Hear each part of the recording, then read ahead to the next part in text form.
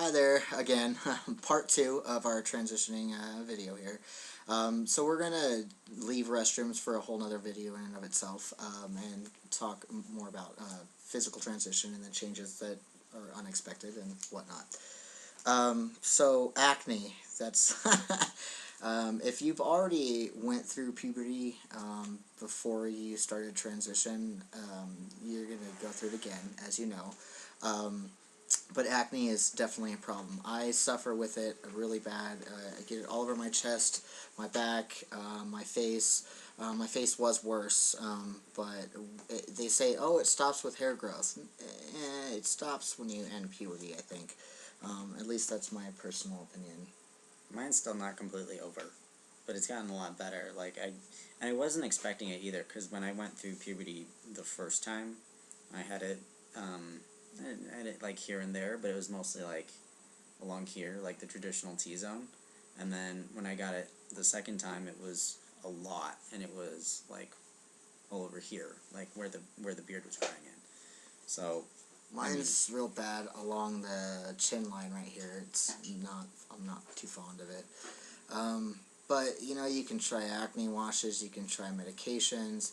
Everybody's different. Some people I know don't even really suffer that bad, where others are really bad. So, I think it depends on the person.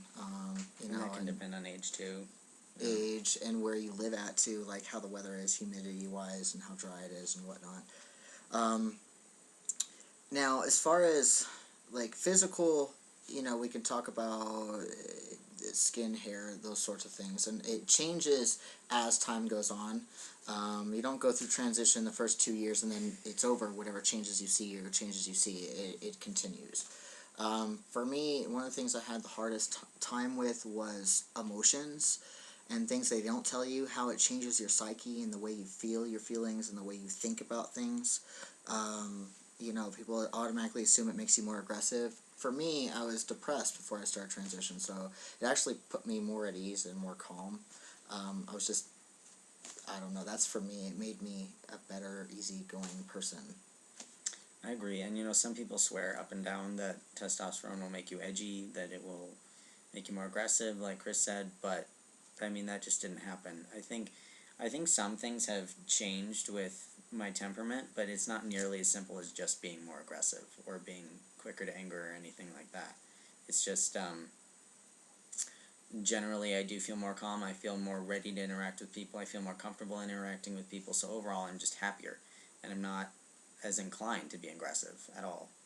Not self-conscious either, like I was before. Like, I don't question whether people know or not anymore. You know, I think that went away after the first, 9 months. You realize people just treat you like a guy, and you don't even, you know, it's things that you couldn't have thought of before.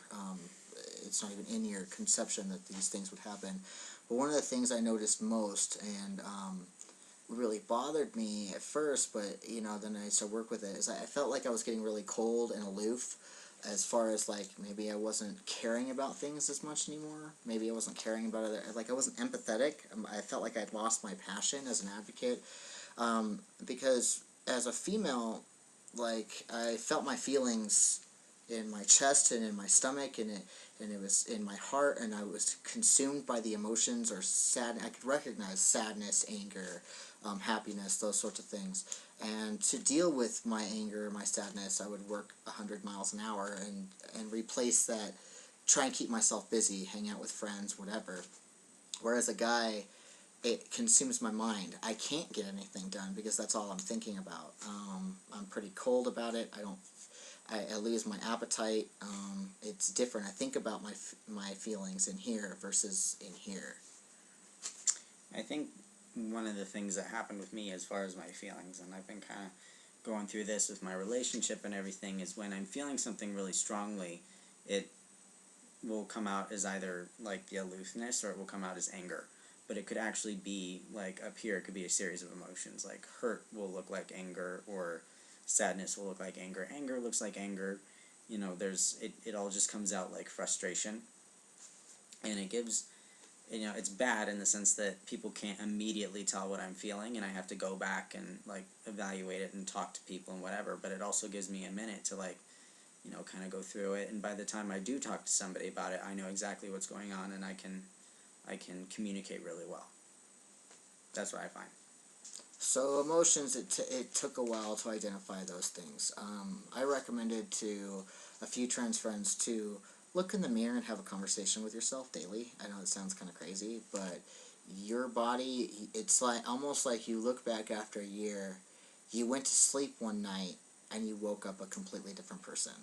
Um, your family, your friends, like for me, they would say, I could see that you're still the same person on the inside, like I could see almost like your soul through your eyes, but you're so different at the same time. It's like you're really happy. I can see that you're really happy, but you're just different on the way you deal with things. It was definitely different. My body changed too, and my style. The things I liked before, don't go buy clothes as you're transitioning in the first 6 months, because nothing's going to fit the same. This shirt, in fact, I bought this shirt like before I transitioned, and it just hung on me. It was huge. I had to wear shirts underneath it. Your shoulders widen. Your body changes. When you gain weight, you gain it here. You get a beer gut rather than in your ass and thighs, like you did as a girl. That was a welcome change, I thought. I used to be really frustrated when I would go like clothes shopping prior to transition, because I was pretty thin, but it doesn't really matter, I don't think, like what your build is. If you're biologically female, you're not gonna look, unless you're lucky, you're not gonna look like a male in like male department store clothes. It just doesn't work like that. So one of the huge reliefs of starting testosterone for me was just having clothes that fit me, because they never did, ever. And I would have to kind of negotiate between having girl clothes that were sort of masculine but fit, but you couldn't. It's just nice to be out of the middle. And I'd always wear really baggy clothes to like cover myself up, to hide certain things that are female about me or whatever. But now that I've transitioned, I like tighter fitting clothes. I like to not feel Slavish, I guess.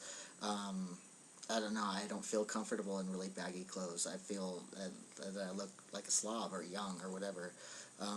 Where now I'm just looked at as like, I don't know, middle-aged guy or something. I don't know. You're not middle-aged. Calm down. I feel old. You're not middle-aged. I used to wear really baggy clothes too, but the thing was the neck hole was always made like way bigger for me than it was like supposed to be. Like, you're supposed to have a thicker neck, but my neck, I had one of those G.I. Jane necks. I don't know if you know, where it like curves in. And like the hole would be huge, and I was always going like this or like this, trying to get the hole to look like it was sort of suiting my neck, and it would just go like out to here around my shoulders. It was embarrassing.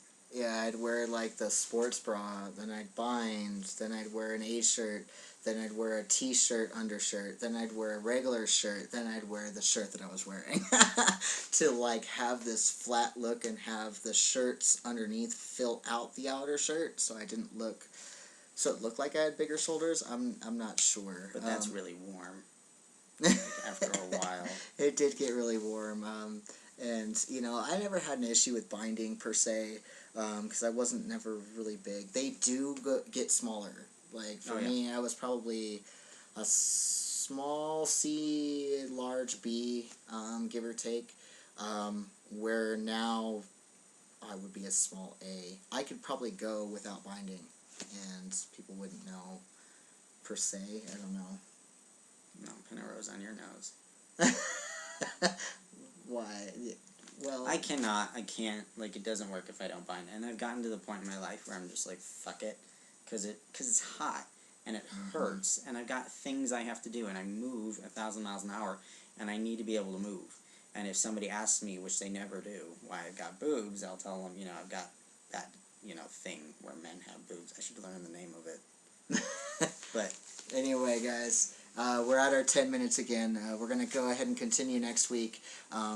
Give us your thoughts. Tell us what you think, and ask some questions so we can respond to those in some of the videos. All right. So we'll see you in a week. All right. Thanks. bye. Bye.